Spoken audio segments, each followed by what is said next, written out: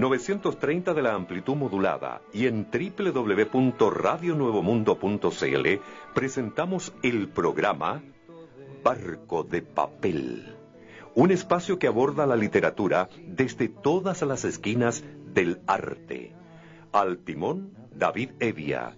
Bienvenidas y bienvenidos. Cuando el canal era un río. Amigas y amigos de Radio Nuevo Mundo, reciban ustedes un cordial saludo. Damos comienzo aquí a un nuevo capítulo de Barco de Papel. La ruta de hoy nos hará desembarcar en la vida y obra de Anaïs Nin. Recorreremos con una musa los textos de la Gaceta Leucade y pasaremos revista a la actualidad literaria. Hoy me acompañan Valentina Salomón y Jorge Calvo. ¿Cómo están? Muy bien, buenos días. Buenos días. Buenos días a ambos santos inocentes en este día 28 de diciembre, ya casi concluyendo el año 2016. Vamos a lo nuestro entonces.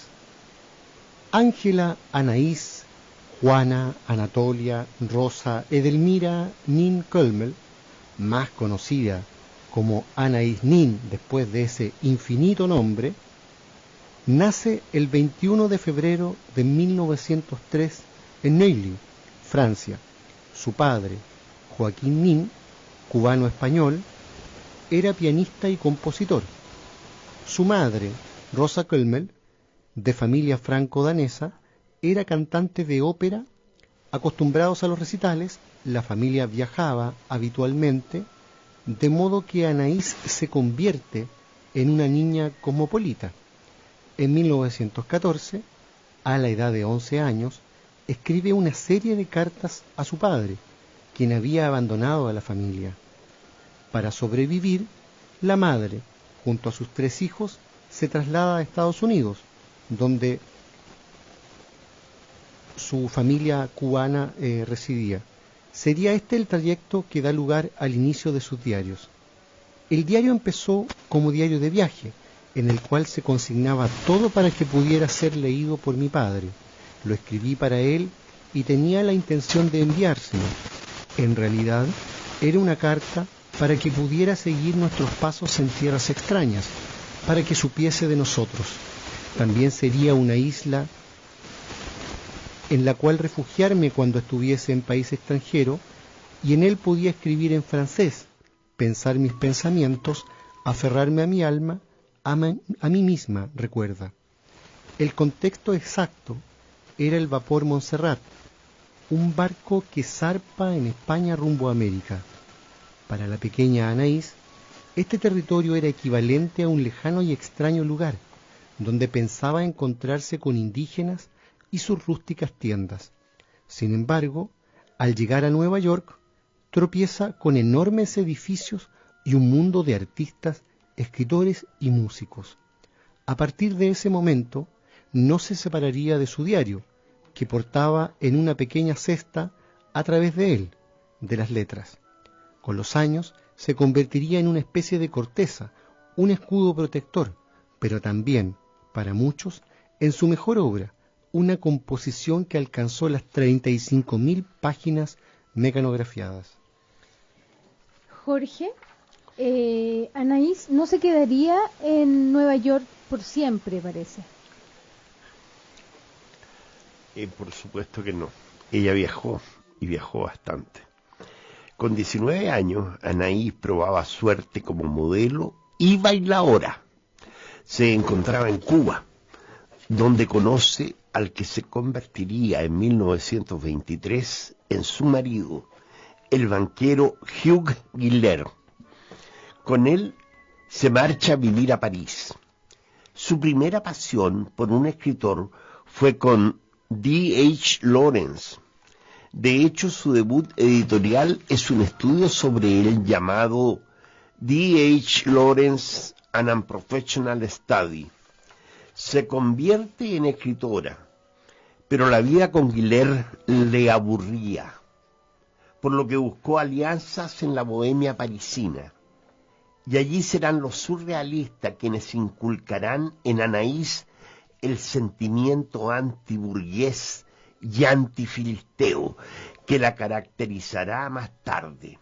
En 1931 conoce a Henry Miller, en esos años ya consagrado narrador, y a su esposa June. Ambos se convertirán en sus amantes. Es en el segundo volumen de su diario Incesto, que abarca el periodo entre 1932 y 1934, donde describe estas relaciones tan tórridas como profundas e intensas. La forma de escribir de Nin no es un erotismo forzado, más bien posee un estilo sofisticado, de pluma deslenguada, aborda la homosexualidad, las relaciones interraciales, el fetichismo, el incesto y la pedofilia, defendiendo por sobre todo la libertad de expresión. Es el año 1935. Como diría Hemingway, París es una fiesta. Y Anaïs está en el centro de ella, rodeada de gigantes como el astrólogo Conrad Morrican, Henry Miller, Larry Durrell, Antonin Artaud, el psicoanalista Otto Rank, etc. Es esta también una etapa en la que se reencontraría con su padre, quien la visita en Louveciennes, un pequeño pueblo de Francia, donde lleva una acomodada vida. Con él inicia una relación incestuosa, situación que plasmaría en su obra literaria. En el coche me acarició ligeramente.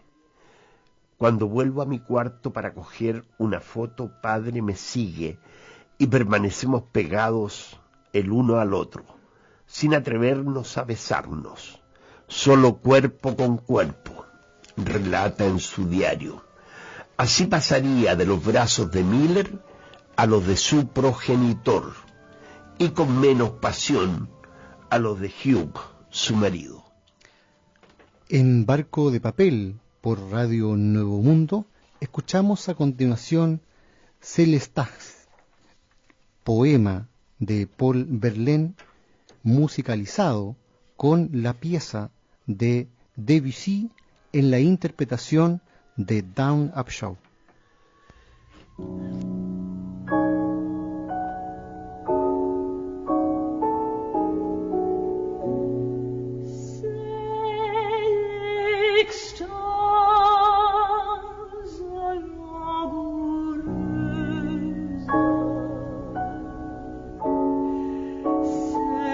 Amoureuse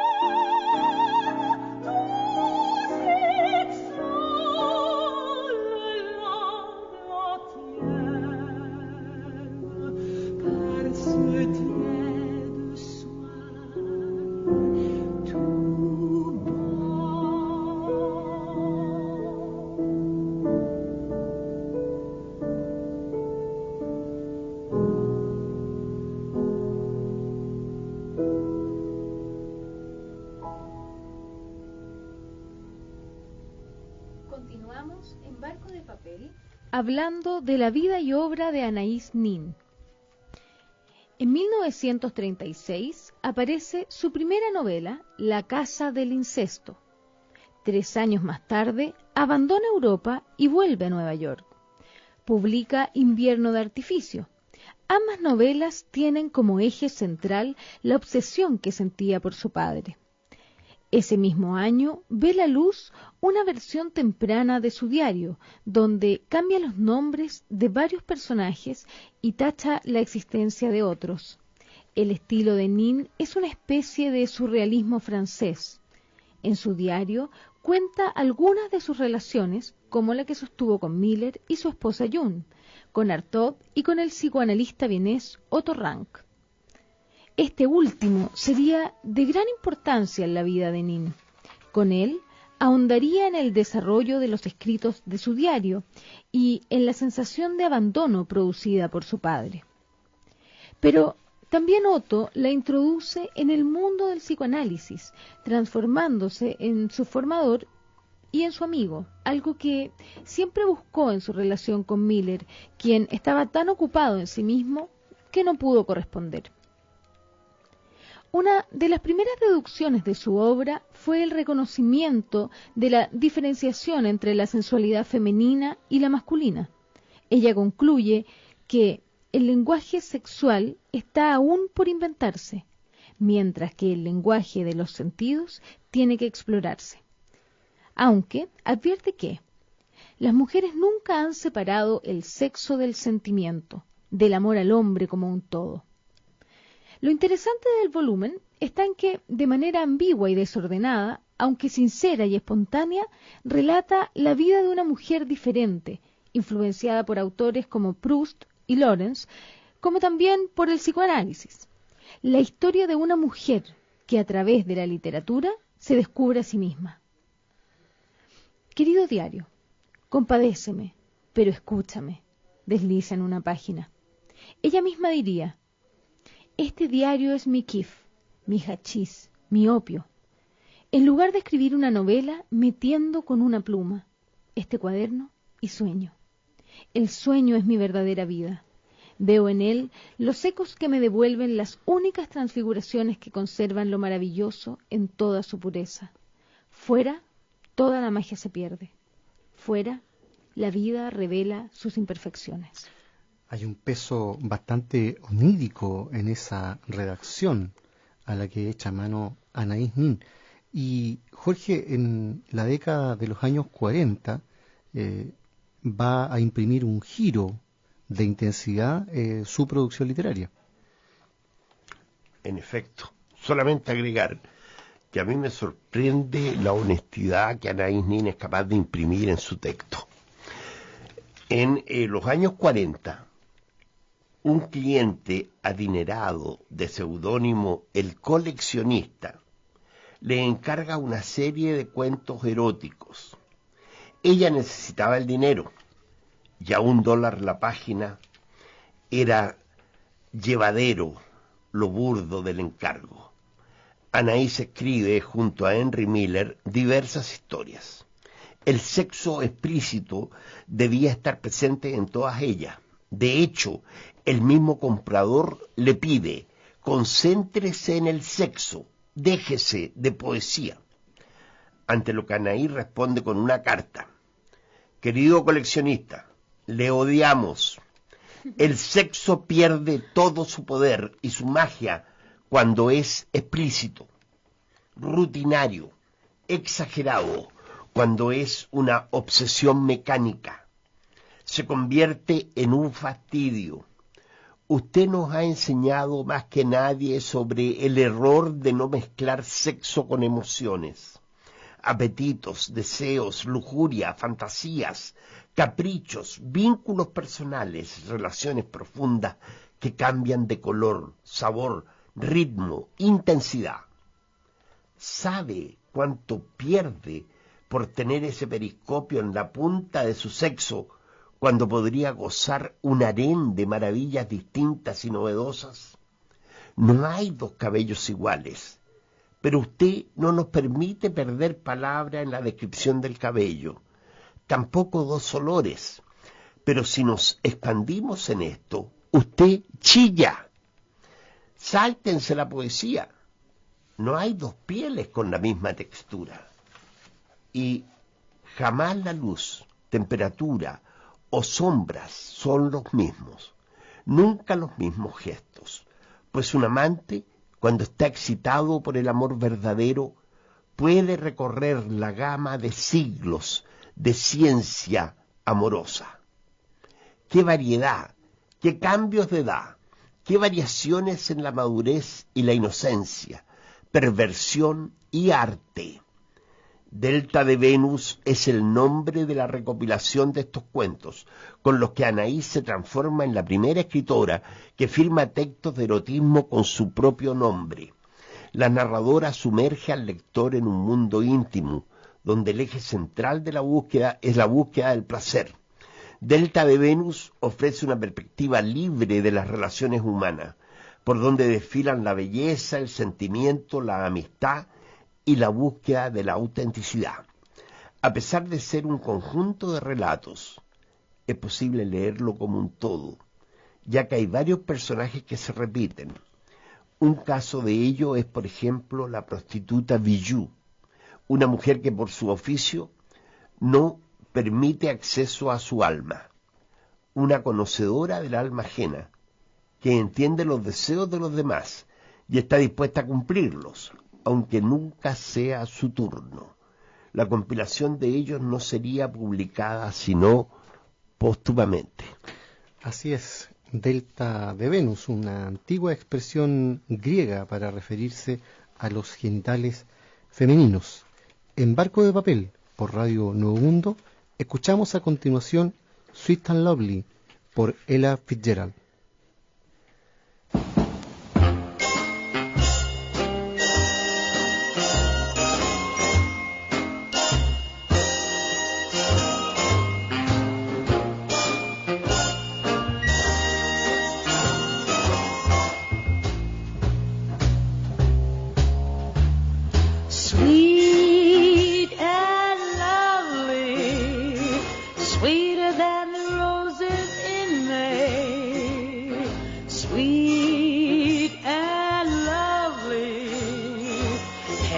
Must have sent him my way.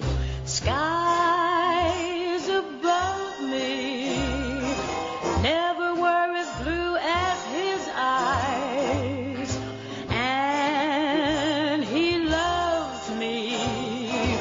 Who would want a sweeter surprise when he nestles in my arms so tenderly? A thrill that words cannot express. In my heart a song of love is taunting me. Melody haunting me. Sweet and lovely, sweeter than the roses in May. And he loves me. There is nothing more I can say.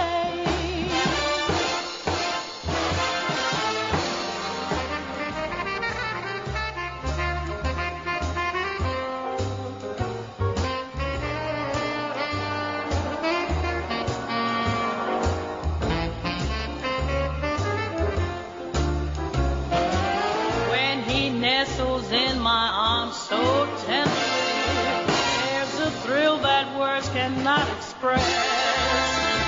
In my heart a song of love is taunting me. Melody haunting me. Sweet and lovely, sweeter than the roses in May. And he loves me. There is nothing more I can say.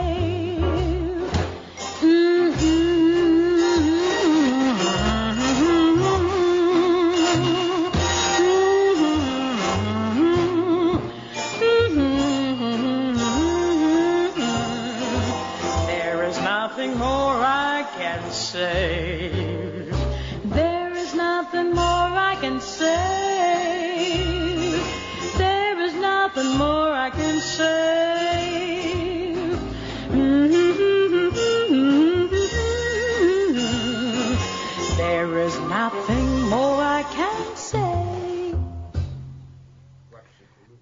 Escuchábamos a Ella Fitzgerald en este programa que Barco de Papel dedica a la vida y obra de Anaïs Nin.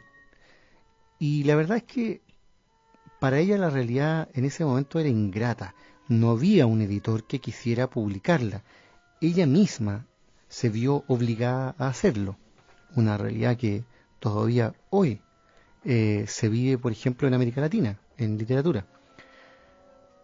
Instala en un altillo de Nueva York una sencilla imprenta donde comienza a imprimir sus libros y los de sus amigos, que eran, por lo general, escritores de vanguardia. Para el círculo literario estadounidense, Nin era una simple escritora francesa que escribía en inglés. No reconocían su talento. Ella nunca perdonó a gigantes como Truman Capote, Tennessee Williams, Gore Vidal y Juna Barnes no haberla conocido y considerado como narradora. Para unos, con una vida poco convencional, es ejemplo de mujer liberada. Para otros, ella no proponía nada. Incluso tildaban su vida de artificial. Esposa de un banquero exitoso y adinerado, no debió preocuparse por los quehaceres de la casa ni tuvo hijos que atender.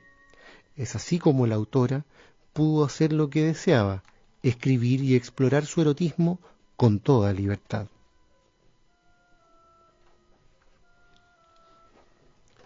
En 1955 se casa por segunda vez con Rupert Pohle en Los Ángeles. Comienza aquí, por un lado, su modesta vida en California con Pohle. Por el otro, su vida acomodada en Nueva York con Guillert, de quien nunca se separó. En mí siempre hubo dos mujeres, una desesperada y confundida que sentía ahogarse, la otra que saltaba al escenario, escondía sus verdaderas emociones porque eran debilidades, fragilidad, desesperación, y al mundo presentaba solo una sonrisa, pasión, curiosidad, entusiasmo, reconoce la escritora. En 1966, convencida por Pohle, publica una versión extendida de su diario. Varios de los personajes mencionados ya habían muerto, ya nadie se opondría a aparecer en él. El libro fue un éxito absoluto. Además del logro literario, la autora recibió otros reconocimientos como el doctorado honoris causa del Colegio de Arte de Filadelfia. En 1973, y la elección por parte del Instituto Nacional de las Artes y las Letras, en 1974, recorre el país dando discursos y lecturas de su obra, preocupada porque pudiera llegar a conocerse su estado de poliandria. Logra anular su matrimonio con el actor, aunque poco después, ya enferma de cáncer de ovarios, decide quedarse junto a él. Muere en medio de la fama el día 14 de enero de 1977 en Los Ángeles, con 73 años. Las últimas entregas de sus diarios fueron póstumas, como también lo fue el volumen Pájaros de Fuego, en 1978. Su vida y obra han llegado al cine con cintas como Henry y June, dirigida por Philip Kaufman, y al teatro con La Casa del Incesto, en una adaptación de Georgina Tabora. Así es. La verdad es que muchas veces cuando se aborda la vida de Anaïs Nin, su literatura suele quedar de lado, como si otros aspectos fuesen más relevantes, sospechosamente justo cuando se habla de escritoras, de mujeres. Así es que vamos a dedicarle un tiempo a repasar su obra. Tú tienes ahí un texto de Anaïs Nin, Valentina. Sí, es un escrito en julio de 1933 y nos ayuda a entender un poquito más el mundo íntimo de la escritora. Me fui a mi cuarto envenenada. Soplaba incesante el mistral, seco y cálido. Así llevaba días desde que llegué. Destrozaba mis nervios. No pensé en nada. Me sentía dividida. Esa división me mataba. La lucha por sentir la alegría, una alegría inalcanzable. La irrealidad opresiva. De nuevo la vida retrocediendo, eludiéndome. Tenía al hombre que amaba en mis pensamientos, lo tenía en mis brazos, en mi cuerpo. El hombre que busqué por todo el mundo, que marcó mi niñez y me perseguía. Había amado fragmentos de él en otros hombres, la brillantez de John, la compasión de Allende, las abstracciones de Artaud, la fuerza creativa y el dinamismo de Henry. Y el todo estaba allí, tan bello de cara y cuerpo, tan ardiente, con una mayor fuerza, todo unificado, sintetizado, más brillante, más abstracto, con mayor fuerza y sensualidad. Este amor de hombre, por las semejanzas entre nosotros, por la relación de sangre, atrofiaba mi alegría. Y de este modo, la vida hacía conmigo su viejo truco de disolución, de pérdida de lo palpable, de lo normal. Soplaba el viento mistral y se destruían las formas y los sabores. El esperma era un veneno, un amor que era veneno. Bellísimo texto que muestra el estilo de una autora que escribe como si las palabras fuesen parte del oleaje. Hay una intensidad y una intención por volver incluso una y otra vez en el pasaje con los mismos conceptos. Yo veo que, Jorge, tú también estás ahí con un texto de Anaïs Nin. Estoy a punto de leer. Carta del 30 de agosto de 1932 a Henry Miller. Henry, de nuevo voy a decir lo que pienso. No quiero verte en unos cuantos días. Me has pedido cosas que son humanamente intolerables. Me has pedido que me conforme con un amor a medias. Y también que te dé mi visión de June para que puedas añadirla a la tuya y escribir tu libro basándote en ambas. Me hubiera gustado darte lo imposible, lo gigantesco, lo inhumano. Creí que podría soportar la llegada de todas esas páginas en las que cada día haces más justicia a sus prodigios. Estás probando mi valor al máximo, como un torturador. ¿Cómo conseguiré salir de esta pesadilla? Solo dispongo de un suministro de fuerza. Humanamente no tengo fuerza, solo tengo la escritura. Y eso es lo que estoy haciendo ahora con una desesperación que nunca podrías concebir. Escribo contra mí misma, contra lo que tú llamas mis imperfecciones, contra la mujer, contra mi humanidad, contra los continentes que están retrocediendo. Pueden suceder dos cosas. Dentro de unos cuantos días puedo recuperar el ánimo de nuevo y tú puedes proseguir con tus interesantes y monstruosos experimentos. O tal vez te envío una postal desde Estambul. No me vengas a mostrar la inmediatez de tu humanidad. Tras tu humanidad hay siempre un gran calculador. Impecable e implacable, habría que agregar ese mensaje de Anaïs Nin contenido en una carta de 1932 a Henry Miller. Es importante también poner en contexto la escritura de esta autora, porque estamos hablando de décadas del siglo XX donde todavía la literatura femenina aparece como una rareza, como una cosa sospechosa, donde todavía las principales novelas y relatos donde gravita una mujer son escritas por hombres, donde se espera para una mujer otro tipo de literatura simplemente de entretención. Y aquí lo que tenemos es un corpus voluminoso. Tenemos 35.000 páginas de diario que de principio a fin no simplemente están narrando la vida y en algunos casos la intimidad de una o de varias personas, está sosteniendo un estilo literario a través de esas 35.000 páginas y décadas de vida dedicadas justamente a la literatura. En Barco de Papel, por Radio Nuevo Mundo, vamos a la música. Escuchamos La Romance de Paris por Sass.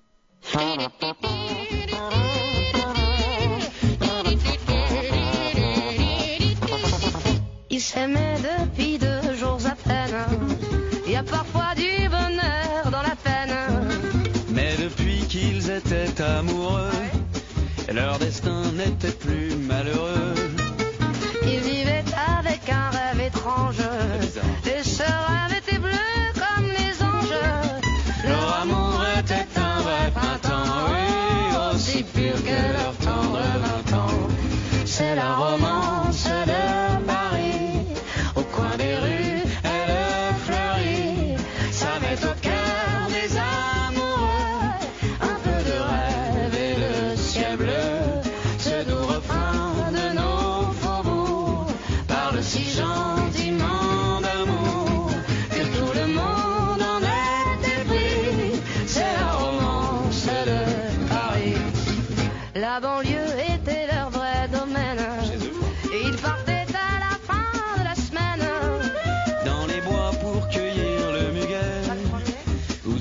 bateau pour naviguer. Il buvait aussi dans les guinguettes du vin blanc qui fait tourner la tête.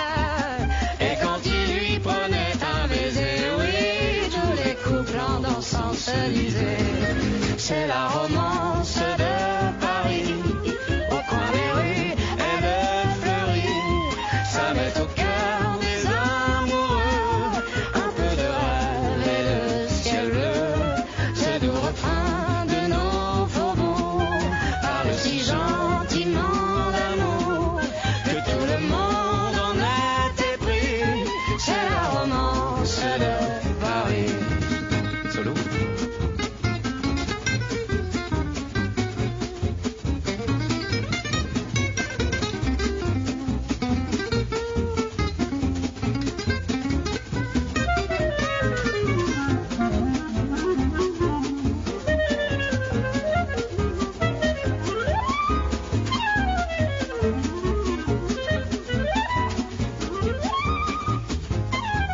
C'est ici que s'arrête notre histoire.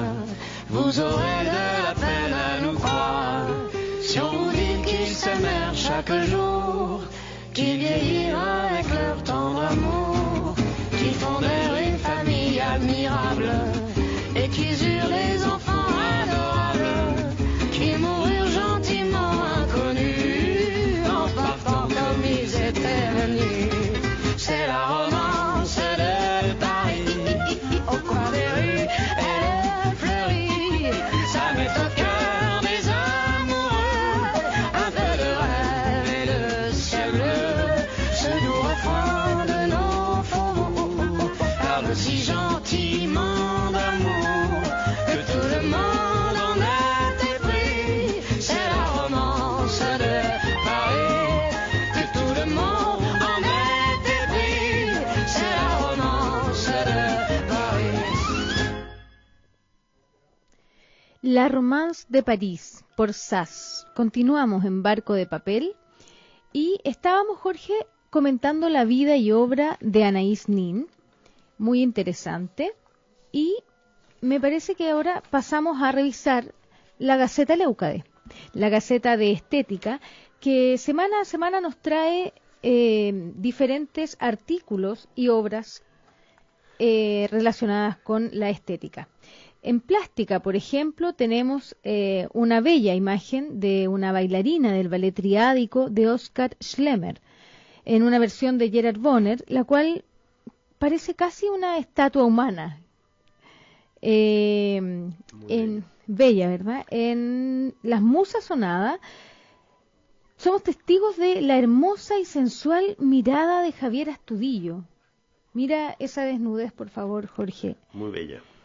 Está posando sobre un sillón texturizado y la verdad es que es una imagen muy sencilla, llega a ser casi sublime en su sencillez. Luego, en puño y letra tenemos el credo artístico de Richard Wagner. Yo se los quiero compartir porque realmente es algo muy interesante la forma en cómo lo escribe.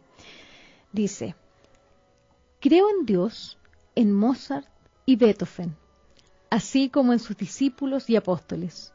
Creo en el Espíritu Santo y en la verdad del arte, uno e indivisible. Creo que este arte proviene de Dios y vive en los corazones de todos los hombres esclarecidos. Creo que quien saboreó tan solo una vez sus goces sublimes tiene que serle devoto para siempre y no puede negarlo jamás. Creo que todos llegan a ser dichosos por medio de él y que, en consecuencia, a cada uno le está permitido morir de hambre por él. Creo que seré muy feliz gracias a la muerte. Creo que fui en la tierra un acorde disonante que enseguida se revolverá magnífico y puro con la muerte. Creo en un juicio final en el que serán terriblemente condenados todos aquellos que en este mundo se atrevieron a practicar usura con el sublime y casto arte, que lo deshonraron y degradaron por perversidad del corazón y vilancia de voluptuosidad. Creo que éstos serán condenados a oír su propia música por toda la eternidad.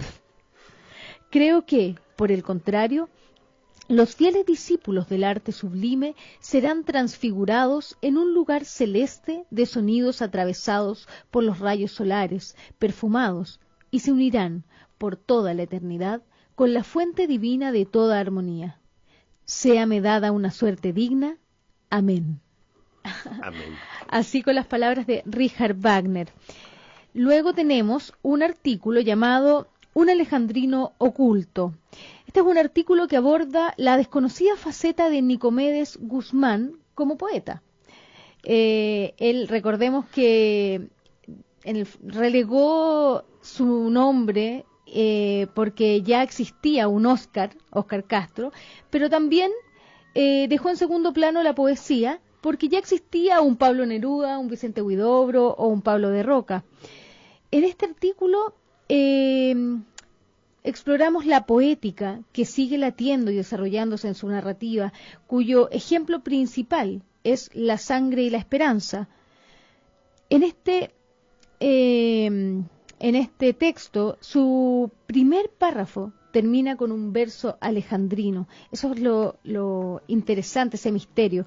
Así que un alejandrino oculto es uno de los artículos de la Gaceta de Estética. El otro artículo, La exactitud de la fantasía, lo escuchamos a continuación.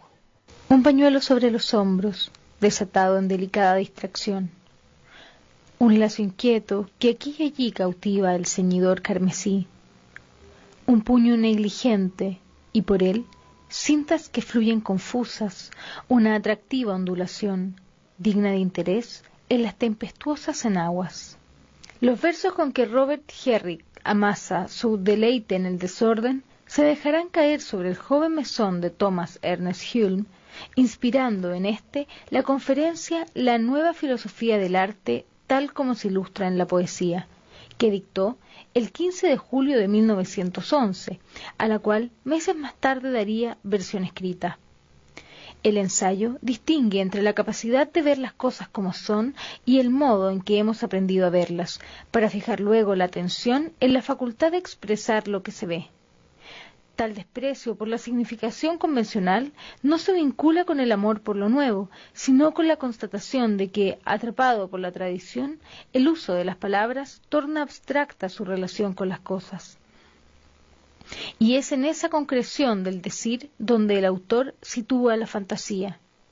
Mientras Sigmund Freud acababa de plantear una estrategia que permite asimilar el sueño como un producto psíquico provisto de sentido al que cabe asignar un puesto determinado dentro del ajetreo anímico de la vigilia, el crítico inglés dedica su tiempo al plan que edifica una sucesión de ensambles oníricos cuando se está despierto.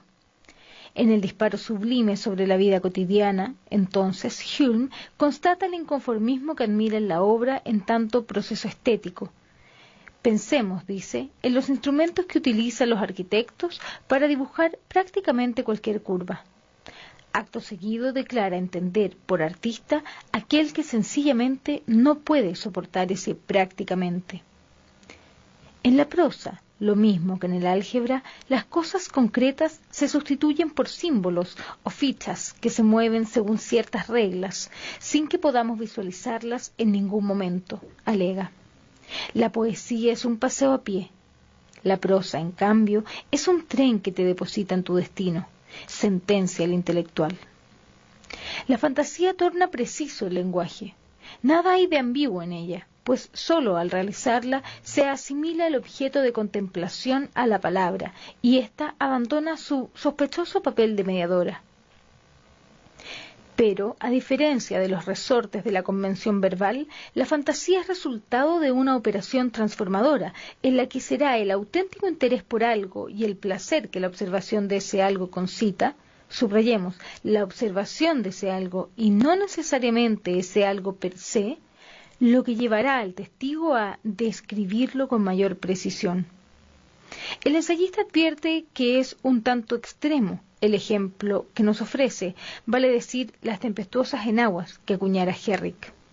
Lo que no explicita Hulme es que, extremo o no, tomó hasta la última gota del viejo poema para dibujar la curva de su propia tesis, de su amor por la certera fantasía en oposición al preestablecido atomismo del álgebra. Un cordón descuidado en el zapato, en cuyo lazo veo una humanidad salvaje. Me cautivan más que cuando el arte es demasiado preciso en cada parte. Exactitud de la fantasía es el primer artículo de la Gaceta de Estética Leucade. Y de esta Gaceta, Jorge, nos pasamos a revisar algo de actualidad, ¿te parece? Me parece muy bien. Tenemos que recordar que hoy día es 28 de diciembre. Eso significa que es el Día de los Inocentes, como todo el mundo sabe, un día en que normalmente se hacen bromas, pero en realidad, haciendo un poquito de memoria, recordar de que este día realmente se celebra como un homenaje a los niños que mandó asesinar Herodes para el nacimiento de Cristo en la Biblia. Está en Lucas. Ahora, se supone que se asesinaron algunos niños ahí. Los escritores en la Edad Media especulaban que podrían haber sido entre 1500 y 3000. Pero nuevos estudios y censos han establecido que en realidad no pueden haber sido más de 20. Porque la población en el lugar era muy pequeña. Se supone que no había más de 800 niños en total en toda la zona. Entonces creo que se ha exagerado un poco la cifra. Pero el hecho concreto es que además este día se ha acordado que sea reconocido también en Chile como el Día de los Escritores. O sea, los escritores tienen su día, el Día de los Inocentes. Mira, ¿qué significará eso? Una cierta inocencia. Claro. ¿Y tú tienes alguna broma preparada, Jorge, para hoy? No, pero sí quiero contar, me gustaría mucho contar de que en la Sociedad de Escritores de Chile, SECH, que tiene su sede, como mucha gente sabe, en la calle Almirante Simpson número 7. Esto queda a escasas 2 calles de Metro Baquedano, en plena Plaza Italia. Normalmente cada año se hace una comida donde los escritores celebran este día, digamos. Entonces, la convocatoria es para hoy día en la noche, a las 8 de la noche, en la sede de los escritores, en donde se va además hoy día a rendir homenaje a 2 importantes figuras de la cultura y la literatura en Chile. El primer homenajeado es Fernando Quilodrán, un escritor con larga trayectoria que ha sido incluso presidente de la Sociedad de Escritores de Chile. Se le va a rendir un homenaje. Y también a Patricio Bañados, a quien todos conocen como un periodista de destacada trayectoria, especialmente en el ámbito de la cultura. Estos 2 personajes van a ser entonces homenajeados en la comida que hay esta noche en la Sociedad de Escritores de Chile. Bueno, recordar que don Fernando Quilodrán ha sido un gran apoyo y un gran amigo de la Gaceta Leucade. Sí, del programa también Barco de Papel. Del programa también. Y Patricio Bañados, ¿tú te acuerdas que él partió siendo corresponsal en la BBC de Londres? Sí, exactamente. Bueno, luego fue de rostro de la Franja del No. Sí, también. Y tuvo programas culturales bien interesantes en la televisión chilena. Un hombre muy serio y muy respetado como vocero de las noticias. Bueno, además debemos lamentar la muerte de Richard Adams, el famoso escritor británico de la novela La colina de Watership. Así que eso es novedades literarias, claro, en el novedades plano de las noticias en el mundo de la literatura. Nos pasamos a el concurso del libro, ¿te parece, claro, Jorge? Tenemos ganador del libro de Humberto Eco. Así es, el libro Arte y Belleza en la Estética Medieval de Humberto Eco. El ganador es Cristian Maldonado. Así que, Cristian, ya puedes retirar tu libro, este libro que fue muy convocado en el perfil de Facebook. El retiro es en San Pablo 2271. Ahora, ¿qué tenemos para el próximo programa, para el próximo concurso? El próximo libro que vamos a poner a someter a concurso, yo diría que es una novela fantástica de Charlotte Brontë, se llama El Profesor. Esta es una novela de ella que fue publicada después de la muerte de ella. Ahora, esta novela, voy a leer brevemente un poco de qué trata. El Profesor es el único libro de Charlotte Brontë cuyo protagonista es un hombre. Fue escrito bajo el seudónimo de Currer Bell, un nombre masculino. También George Eliot y George Sand eran mujeres que escribían con un nombre que no se correspondía con el suyo. No es de extrañar que esto sucediera, puesto que se suponía que las mujeres de su época debían dedicarse a ser mujeres y no a escribir novelas. Como mucho podían leer, pero desde luego no escribir, y aún menos debían atreverse a relatar lo que sucedía en un mundo puramente masculino, como lo hace Charlotte Brontë cuando describe el trabajo de Crimsworth en la fábrica. Las mujeres no tenían derecho a describir a los hombres, sino solo a ser descritas por ellos. Esta es entonces una novela muy interesante, todo un testimonio de una época, y ustedes pueden, los que tengan interés en concursar por ella, tienen que escribir a barcodepapel@radionuevomundo.cl o simplemente dejar un comentario en nuestro perfil de Facebook Leucade Gaceta. Muy bien, súper claro. Interesante el libro, y qué coincidencia justo ahora con este programa de Anaïs Nin también, donde nos muestra una mujer en una época donde la mujer no habla del hombre.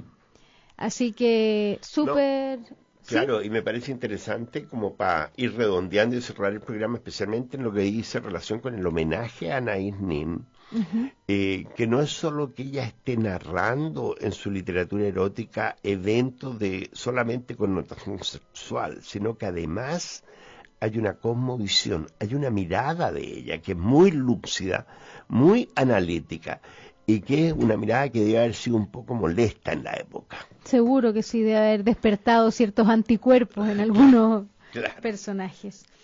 Bueno, ha sido un placer, Jorge, este programa, pero ya debemos despedirlo. El último del año. El último del año. Les mandamos un cariñoso saludo a todos los auditores y despedimos esta nueva emisión del programa Barco de Papel, producido por el equipo editorial de la Gaceta Leucade.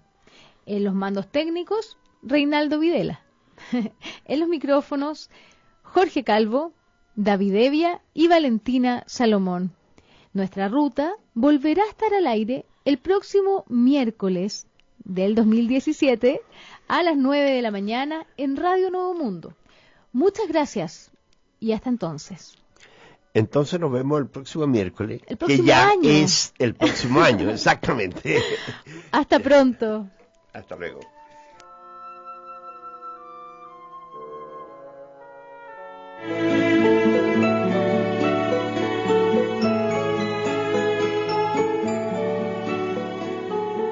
En Radio Nuevo Mundo, 930 de la amplitud modulada y en www.radionuevomundo.cl finaliza el programa Barco de Papel, un espacio que aborda la literatura desde todas las esquinas del arte.